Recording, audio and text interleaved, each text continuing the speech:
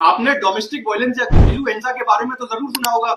आजकल ये आम बात है। आमतौर पे क्या होता है, एक इमेज याद आती है जब भी डोमेस्टिक वायलेंस या घरेलू हिंसा की बात होती है कि पत्नी ने या बहू ने अपने पति के खिलाफ या ससुराल जनों के खिलाफ केस दाखिल कर दिया है डोमेस्टिक वायलेंस का या घरेलू हिंसा का।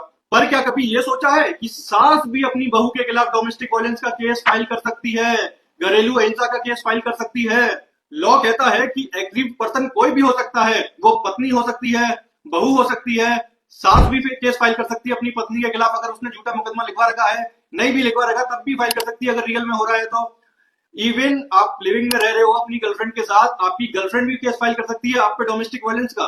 और ये वायलेंस सिर्फ फिजिकल नहीं होता, मारपीट ही नहीं होती, मेंटल भी होता है, फिजिकल भी होता है और इवन इकोनॉमिकल भी होता है और इमोशनल भी होता है।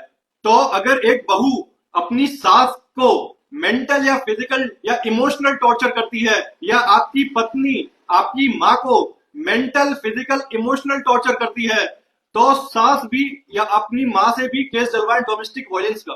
और हाँ, ये दिमाग से निकाल दीजिए कि आपकी पत्नी ही केस फाइल कर सकती है, आपकी बहन, आपकी माँ जो उसकी सास लगी भी केस फाइल कर सकती है उसके खिलाफ। डोमेस्टिक वायलेंस सिर्फ एक जेंडर का इशू नहीं है, ये इंसानियत का मामला है और इंसानियत के लिए लॉ सबके लिए बराबर है। जानकारी रखो, कानून समझो, जस्टिस तभी मिलेगी जब आप आवाज उठाएंगे।